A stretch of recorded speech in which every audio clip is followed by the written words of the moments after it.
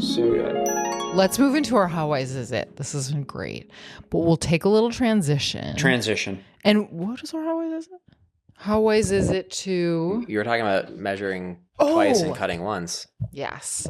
You just introed it. That was great. Measure twice, cut once. Exactly as Sam said. This is our question. So we're going to take it both literally and abstractly. Yeah. Well, certainly, what made me think about it was math, which is what we've been talking about. But it was also like, I just remember it so vividly of my grandfather telling me it when I was all growing up and being a child. And he was a guy who worked with his hands, and I just feel like guys of his generation just knew how to do everything. Yeah, and he was one of those guys, and he was extremely patient, almost to a fault where my grandma would get mad at him that he wasn't doing projects fast enough. But he was so insistent on, like, you have to be very careful and you have to be like intentional. And so it was kind of like, that was the catchphrase, was always like, dude, well, John, you sure you're going to do that? You're going to help me with this? Like, measure twice, cut once, no matter what we were doing. We could be digging a hole. And it was like, measure twice. Take a step back here. Is that where you want to dig? Measure twice and then start digging. So you think it's wise? I think that it takes a little spontaneity out of things sometimes if you subscribe to it ultimately. Yeah. And I think sometimes it takes away from like that initial maybe intuition of things. If you really like are like, well, maybe like, Well, yeah, we almost have to define measure. Well, it's not definable, but yeah, what does it mean? Well, we can't define patient, but let's go do it. Let's do it. That's what this podcast is. We don't know, but we're going to talk about it for 2 hours. Well, because like if you're measuring like where to put up a picture, sure, you can get accurate. Yeah, but I let a picture sit on my floor for 10 months because I was too afraid to commit. Yeah. Really? I mean, yeah. Okay. I think measure twice, cut once is a little intimidating. Yeah. Cut. I mean, it's very like you can't put it back together. And that's a very scary thing. Yeah. And maybe to measure, I mean, it's good to get it right, but I think the permanence of putting up the picture and not having it be straight in the correct position scared me until a friend came over and was just like, all right, knock this off. We're just going to put this thing on the wall. Yeah. And you know what? We didn't do it perfectly. There's a big hole in my wall now, but you can't see it because the picture's up. Worry about that later. Yeah. And, it looks great. I love that. Grateful that it's on the wall now. Yeah, it's not perfect, and that's okay. Yeah. Yeah. Yeah. So I think we don't put that in there enough at the cut. Yeah. The cut is... What is it to cut? Oh, you can't put it... Yeah, a lot of things you can't put it back together. And that's, if you get a haircut, I mean... But the hair grows back. I mean, you can't reattach the hair. Oh, I mean, I feel the opposite with things like that, where it's like, jump in with both feet, and if you have a shitty haircut, you'll live. Right? That's a virtue in my mind. Cut twice, don't measure. Well...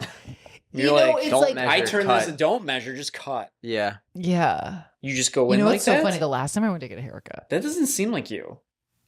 At all. At all. That's so random. I'm like really pretending I'm someone I'm not. But I did go for a haircut. I had cut off like all my hair. And then I saw my hairstylist like maybe 2 months later, 3 months later. And he's kind of like, what are you doing here? He's like, I feel like you like your haircut. Like, why are we doing this?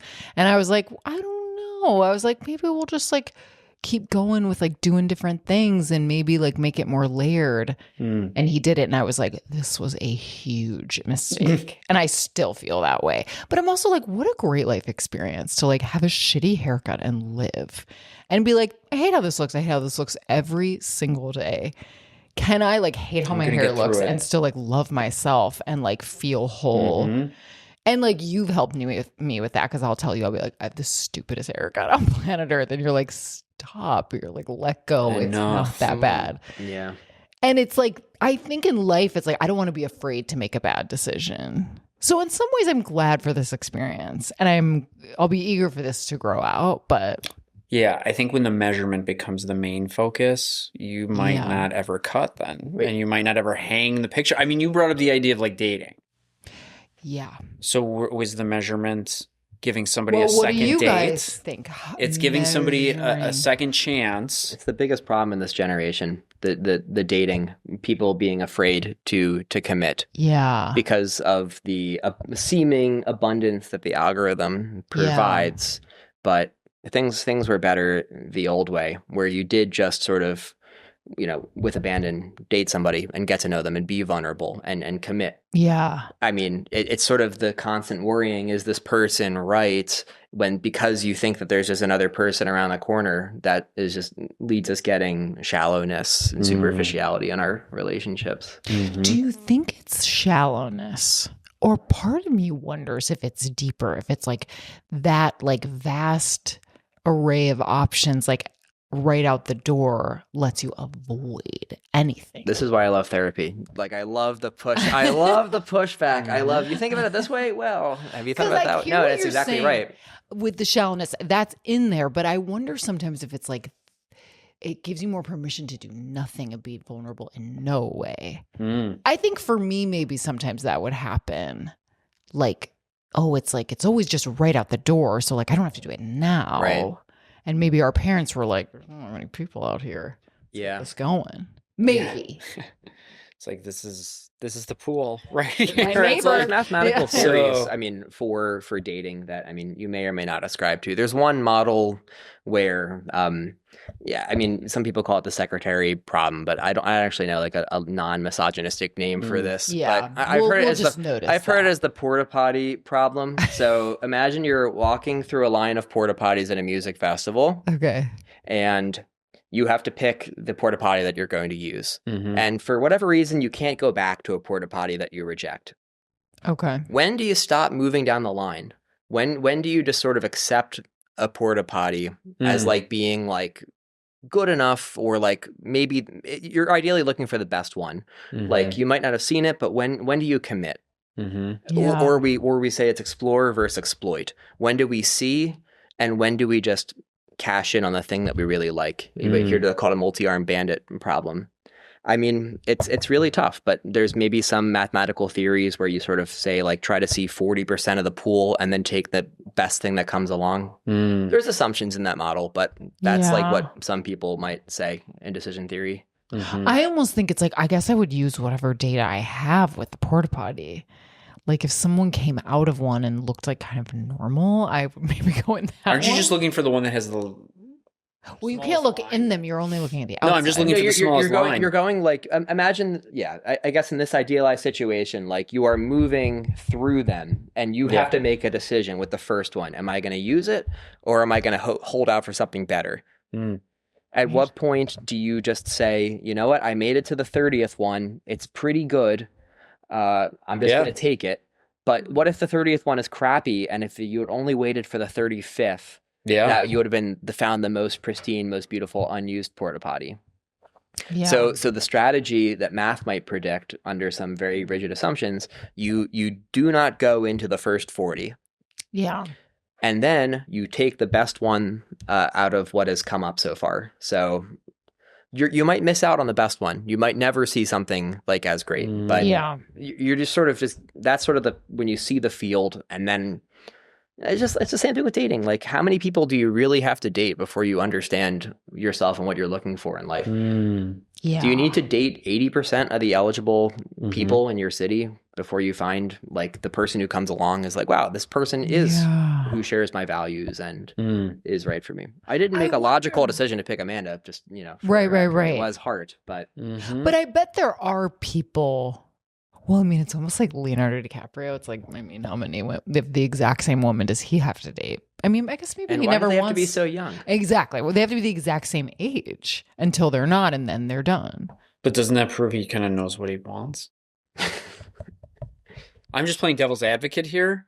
He actually has And what he chosen... wants is to never really be like challenged in a long-term relationship. That's his porta potty. And that's what he's picking, and that's his right. Right? Totally. It's kind of weird.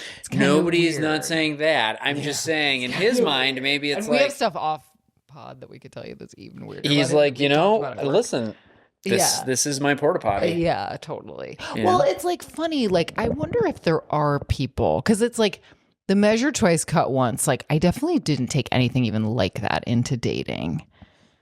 I mean, I'm a therapist and like always thinking about things in the context of like my relationship with myself.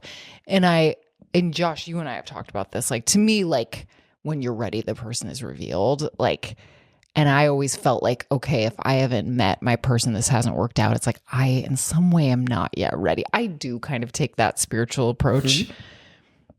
And I felt ready right before I met you. And people around me told me that. Like, I can sense it. I can feel it. And there were things that were close, and then there was you. And never before had I ever met someone that I was so, like, excited about. And even, like, sometimes, like, nervous to see. And also felt so unbelievably comfortable with. I had never had that duality. And I was like, oh, this is it. This is obvious that this is the thing. Because that's what I really want in my life. And that's what I want with myself, like aliveness and excitement and challenge and joy and ease and flow and all this stuff. And I think when I found some of that, you came along and you were there. So how many times did you measure? Well, that's really a great question, because it's like the measuring was probably like in your texting. Because I didn't love the way you texted, or the frequency with which you texted. Ooh, shots fired. The lack of frequency. Yeah. And now knowing you, there were all these like hidden variables. Like, you're incredibly thoughtful with your texts. So you don't just like fire off responses. Like, you think about them. You're also like incredibly dedicated to your work. So you're not going to be texting all day during a work day. You also had a very different sleeping schedule than I did. Almost opposite in some ways. So yeah, there was like all this stuff that like the internet would tell me, like, he doesn't like you. And that wasn't true. Right? But I'd probably sometimes be texting you right when I woke up and you thought I had like waited hours to text Yeah, I you. thought you were like totally making me like suffer. Yeah. Well, I was. So I measured 100,000 times, and there would never be too many times for me to measure. It was just like, with the right person, you can't really do the wrong thing. Right? And the wrong person, you can't do the right thing. We're trained to look for red flags. I mean, we're not trained to push back on things that we perceive as red flags because they might actually be. Like, when's the last time you told maybe we should say this more, but like, yeah, he might just be a very thoughtful texter. Like, if he's unresponsive, you might probably just jump to, oh, he's just talking to other people, or he just doesn't like you that much. It's hard when dating is like this to give the other person the benefit of the doubt and to try to treat them like they would, if you knew them as a person first. As a person, yeah. They're just a name with a picture. I mean, until it's hard. Yeah. It's really hard. I met Amanda in person. I that was the approach that I needed. Yeah. Sure. I mean, it's interesting. Measure twice, cut once. Maybe we don't like it. Maybe it only works for your grandpa sawing wood. Yeah. Yeah. Maybe. It does work for sawing wood. Yeah. Or sawing other things. And maybe I'm very handy. But maybe it's really intentional that it's not like measure 3 times. It's measure twice. Yeah, I mean, I like that too, where it's like you gotta do it at some. You just gotta cut, right? So it's like, okay, that's careful. Yeah, that's intentional, and you're not obsessive. Where your example of like, now the picture's just sitting there, and now I've measured so many different times that now I'm getting lost in the sauce here. Yeah, where it's like, so yeah, maybe it is intentional that it's 2 and not, which is a nice small. We have warm feelings for 2. Yeah, was 2 a bitch? 2. No. 2 is small. 2 is like small, cute. No, 1 is a menace. 2 is sweet. 3 is kind of a menace too. 4 is great. Oh, 5. I skipped 5. Wow. Take 5. We already brought up. I guess I don't like odd numbers. Is that what we're learning? Well, 5 is such a number where literally that's like, I feel like people just associate that with like a break, like 5 minutes. Like that's so wow. Yeah. Where it's kind of like take 5, like take 5 minutes. 5, like 5 is like even in like movies, like that trope of like take 5 or like it's just so like that's the amount of time. Like where did that come from? That's the amount of time you need for a break. Like why doesn't that take 15? Right, take 10 or anything? Yeah. Take 9. You hate 9. I've never heard take 9. You hate 9. I hate 8 more than 9. That's wild to me. It makes no real sense. 8's 2/3 of a snowman. Yeah, it's not really about how they look. It's like their vibe. It's their vibe. As if you're talking to your numbers. It just doesn't give me a good vibe. So this is how the public interacts with mathematics. Yeah. Yeah. Totally. Oh, yeah. I was okay at math. Like, okay, this will be the last thing I say because I know we're over time. I feel like I was really good at geometry randomly. And then I was like fine at the rest. And you were really good at every other math but geometry, right? But physics. Oh, Oh, that's physics is science. hard. It's kind of Too mathy. abstract. Physics is hard. Physics is too abstract. I liked geometry Yeah. too. I feel like having the visual Yeah, was like really useful for Yeah. me. totally. And I think I struggled more with learning algebra. It took me a while to like Yeah, learn, calculus. where I was like, great, another letter? Yeah, Ugh. totally. Give me a shape. Yeah. Yeah. Give me something to Give me a look at. personality. Give me something I can touch. You would like the field of algebraic geometry, which which reveals the underlying geometry behind algebra. Really? Maybe that would help me with Oh, my that would algebra help then. me. It turns out all algebra is geometry, Whoa. Wow. but we Wait don't a have time to second. unpack Do you That's that. another episode. Do you think it's interesting that we're both therapists and we both were better at geometry than the other maths? Do you think there's something there? Yeah, I mean spatial. So geometry is actually the closest form of mathematics to real mathematics that people learn, because it's actually like logical argument parsing things, taking stock of things. Like there's a toolbox and you're putting it together in the right way, and it's the closest to that, developing those logical reasoning and thinking skills, which I can imagine is important in therapy. Yeah, totally. It's the less sort of just instructive, just following procedure. Algorithm is like less associated with geometry. Yeah. Oh. Geometry is the most mindful of mathematics in the in L-High education. Wow. Okay, amazing. We'll end on that note, I suppose. Yeah, I mean, where else can we go? We can only go down. Yeah. Because Well, we're at thank the you the so much pinnacle. for Thank joining you. us. This was so great. fun. This was awesome. So, okay, do you want to plug anything? Do you want people, if people want to like reach out and ask you questions about math? I would be down for that. I would be down to have chats. I mean, you can look me up, Sam Friedman. If you just do Sam Friedman math, you should be able to find me. You'll be on there. Love it. Wow. We can chat.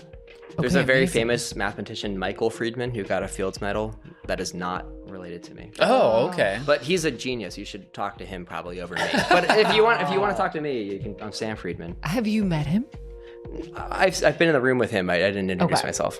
Okay. Wow. He's a genius. Wow. That's awesome. Cool. Okay. Thanks and so I'm- much for being here. Yeah, thank you for being here. It's awesome to meet you, man, and this is really fun. Yeah, Thanks for having me. it was so fun having you. Well, John, tell us where people can reach you. Yes, email me at butz.jonathan@gmail.com. What about you, Kelly?